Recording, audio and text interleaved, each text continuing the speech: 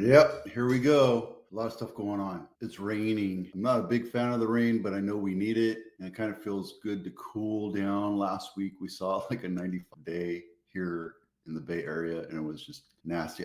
Share of mortgages with rates above 6% climbs to 10-year high as Americans adapt to the new normal. And we'll talk about the rates here in a minute. Over half of mortgage homeowners have a rate below 4%. That's down from nearly 2/3 in 2022. That means people are adjusting. They're saying, I love my 2%, but I need to move because I have more kids. My kids are out of the house. This was not my forever home. I got a great deal on this other house and it just makes sense. People are still moving. It's going to be a long time. So 80% of the US mortgage homeowners have a rate below 6%, down from 92 the second quarter of 2022. Below 3, only 20% of homeowners have a rate below 3%. The house I'm paying for in Henderson for my parents is 8%. It's not great, but it was an investment loan. Yada, just the way it is. I have great credit. It is what it is. It's a credit loan, DSCR. I'm stuck in it for 2 years, so I know that I have like X amount of money that I have to spend on it. Great. Not everybody has that great loan, right?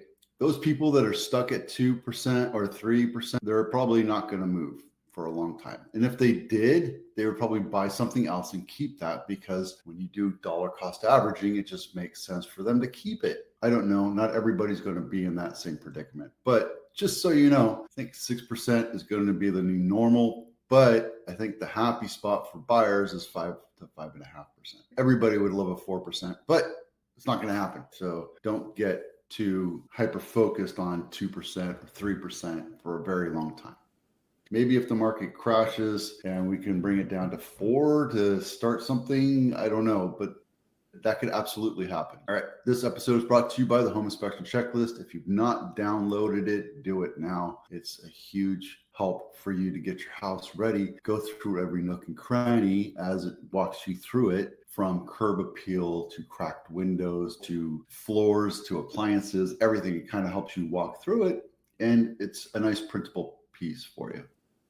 So, every day I talk to you about statistics. I know it's not super exciting, but here's the thing. The statistics I'm giving you is real time, right? Like, I know this is like 1 month type of thing, but every day I tell you what's going on in the different angles of real time information about what's going on in that industry, in our industry, only to keep you educated. And part of my frustration is this is Santa Clara County, but the California Association and the National Association gives you statistics, but they're months behind. Even if you looked at the US Fred, we're back to July. This is July numbers because it takes so long for them to accumulate that data. I don't think it's that necessary. So when I give you a top-down look, you're looking at statistics from a couple months to last month. And then when I give you my dailies, it's real time. So that's why I really wanted to show you these charts right here.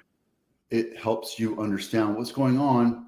But this is almost ancient history because it doesn't help you with today's numbers. It's a look back from a month ago, 2 months. This is August, right? And this is August as well, July, August. 6%, 6.27. We're crawling back up. Our lowest was 6.26, looks like. Anyway, if you buy a point, meaning you can ask for seller credit to buy down a point. You can put Billy up point to knock down the rates a little bit. So you get stuck with it. And then you got to look at the cost versus how long it's going to take you to pay it back. You're at 6% today at 0.75. What if you did 2 points? Can you do 2 points? Is there a lender that allows you to do 2 points to get you down to 5.5? How close to 5.5%? What does 5.5% look like for me? And how much money am I going to save from a 6% quote, 6.27% quote, down to a 5.5% quote? How much money is that going to save me every month? Those are questions you have to ask your lender when you go to buy a house with me. These are the questions you and I and the lender will have, saying, where are we with this? How does this look?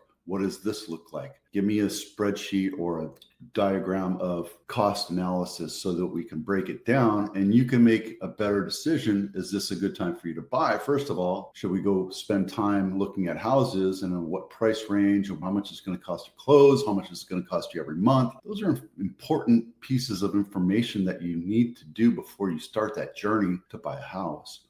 And you don't do it every day. I do it every day. I buy houses, not every day, but I buy houses and I sell houses. I'm selling a duplex right now, and it's taking forever because it's on Arkansas time. It is what it is. All right, Laura Drive. This is, what is this? What you get for $2 million in Santa Clara County. This is Laura Drive, 95124, and we'll take a quick look at the map. So it's Cambrian area, $2 million bucks. And it's a little 3-bedroom, 2-bath, 1,480 square feet, built in 1959. Laura Drive, again, not my listing. Take a look inside.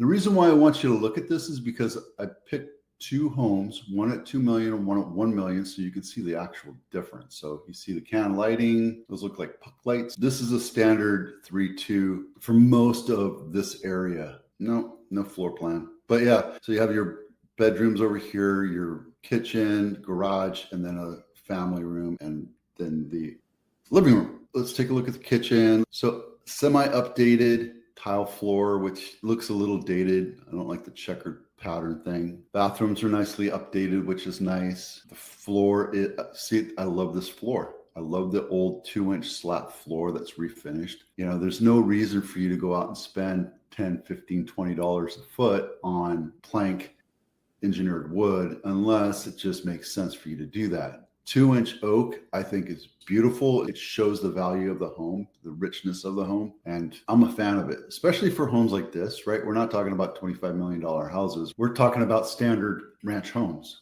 Again, this is a ranch home. This is in 95118, which is right off of Branham. This is $1 million home, so it's not too far apart from the other one. But let's take a quick look inside. This one actually 2.5, smaller, 1,100 square feet. This is Boyessa Drive, not my listing. It's a new listing, right at $1 million bucks, 3.5 bath. That's the problem. Okay, yeah. And if you looked at this one, where is that? That's Blossom Hill. So the other one's right here. So it's across a major intersection, right? Branham and Jarvis. Jarvis is right there. So, yep. Let's take a quick look inside and see what it looks like. Wow, that's not the way I would tell the story. I wouldn't put this in the second page. I probably wouldn't highlight the driveway. That driveway needs to be redone. And it's vacant. It's not staged up. They have puck lighting. They have a new kitchen. They saved some money with the little shelves here, which I don't know. I mean, it opens it up. I get it. And they really went cheap on the back. This is a flip, and you can tell because this stove is the cheapest stove you can get because it has the controls on the back instead of the front, and it has this big, huge 8-inch, 10-inch thing in the back. If you're going to do a flip, this one's not going to sell. Look at this. You're right next to a power. I saw the power lines here. That's just gargantuan and ugly, right? I'm not going to buy that house.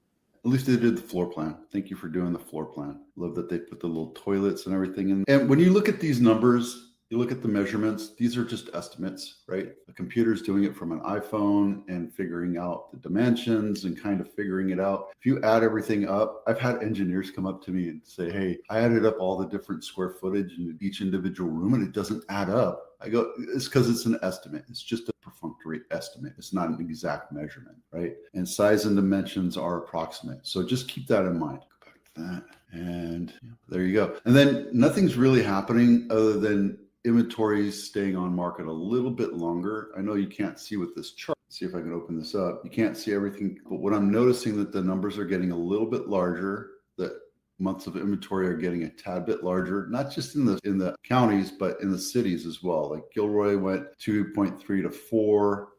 Milpitas went from 0.9 to 1.4. Mountain View, where you have $4 million houses, 0.6 to 1.1. And this is from August to September. So I think if you're going to put your house on the market right now, price is a huge part of it right now.